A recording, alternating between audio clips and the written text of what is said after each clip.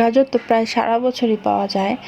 আর এখন তো গাজরের সিজন, তো আজকেও আমাদের বাসায় অনেকগুলো গাজর কিনে আনা হয়েছে।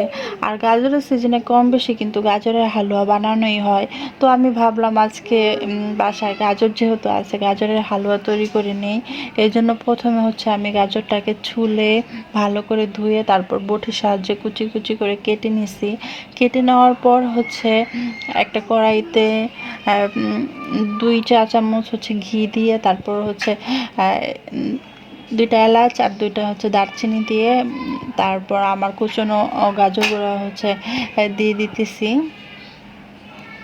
সম্পূর্ণ গাজর দেওয়া হয়ে গেলে হচ্ছে ভালো করে একটা খুন্তির সাহায্যে আমি নেড়ে নেব।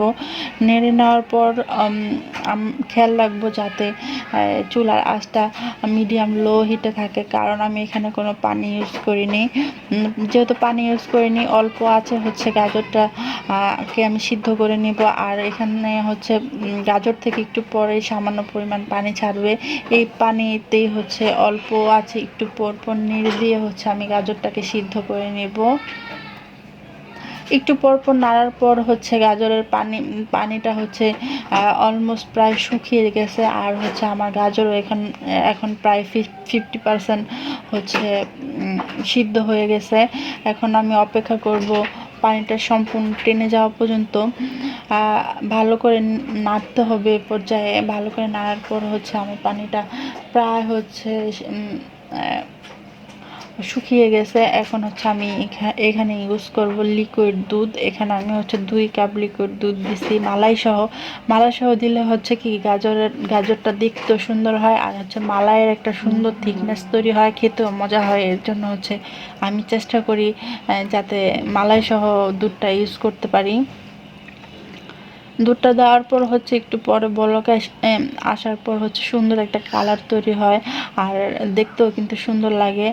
আর এখন হচ্ছে আমি দিয়ে দেব কিশমিশ আর হচ্ছে সামান্য বাদাম কুচি দেওয়ার পর ভালো করে নেড়ে নিতে হবে। ভালো করে নাড়ার পর হচ্ছে একটু পরে দেখা যায় যে আমি লিকুইড দুধটা ইউজ করছি, দুধটা হচ্ছে শুকিয়ে যাবে।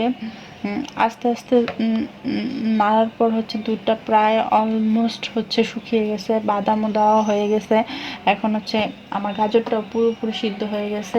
তাই এখন এই পর্যায়ে আমি ব্যবহার করব হচ্ছে চিনিটা একেবারে হালুয়াতে শেষে দেওয়া হয়, কারণ হচ্ছে চিনিটা যদি আগে দেওয়া হয় তাহলে ভালো করে সিদ্ধটা না হওয়ার এই চান্স থাকে। এর জন্য হচ্ছে আমরা একেবারে সবার শেষে চিনিটা ব্যবহার করি।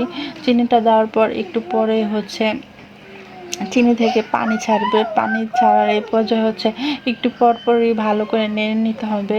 একটু পরপর ভালো করে নেড়ে নেওয়ার পর হচ্ছে সামান্য কিছুক্ষণ পর হচ্ছে চিনির পানিটা হচ্ছে একদম টেনে যাওয়ার এই পর্যায়ে আমি দিয়ে দেবো হচ্ছে গুঁড়ো দুধ। এখানে হচ্ছে আমি 2 প্যাকেট গুঁড়ো দুধ ইউজ করছি। প্রথম অবস্থায় 2 প্যাকেট গুঁড়ো দুধ দেওয়ার পর ভালো করে নেড়ে নিছি। ভালো করে নেড়ে নেওয়ার পর উলটপালট করে ভালো করে নেড়ে নেওয়ার পর হচ্ছে আবার হচ্ছে আমি আরও 2 প্যাকেট দুধ দিয়ে দিছি। এখানে দুধ দেওয়া তো হচ্ছে অনেক সুন্দর একটা কালার আছে। আর হচ্ছে এটা অনেকে হচ্ছে মালাই ইউজ করে বা মাওয়া ইউজ করে। এই দুধটা হচ্ছে আমার মাওয়ার কাজ করবে, যেহেতু আমার ঘরে মাওয়া ছিল না, তাই হচ্ছে আমি গুঁড়ো দুধ ব্যবহার করেছি। গুঁড়ো দুধও দেওয়া যায়, মানে যার যেরকম চয়েস। আর এই তো গুঁড়ো দুধ দেওয়ার পর ভালো করে নেড়ে নিয়ে এই পর্যায়ে হচ্ছে আমার গাজরের হালুয়াটা একেবারে অলমোস্ট হচ্ছে রেডি হয়ে গেছে। এখন হচ্ছে চুলা থেকে নামিয়ে হচ্ছে আমি এটাকে ভালো করে ভেজে নেব। এই তো চুলা থেকে নামানোর আগে এবার দিয়ে দিতেছি 1 চামচ ঘি। এখানে হচ্ছে শেষে ঘিটা ইউজ করলে অনেক সুন্দর একটা গ্রান বের হয়, আর খেতে অনেক মজা হয়। এই তো অলমোস্ট আমার হালুয়া তৈরি। তো আপনারা ট্রাই করতে পারেন।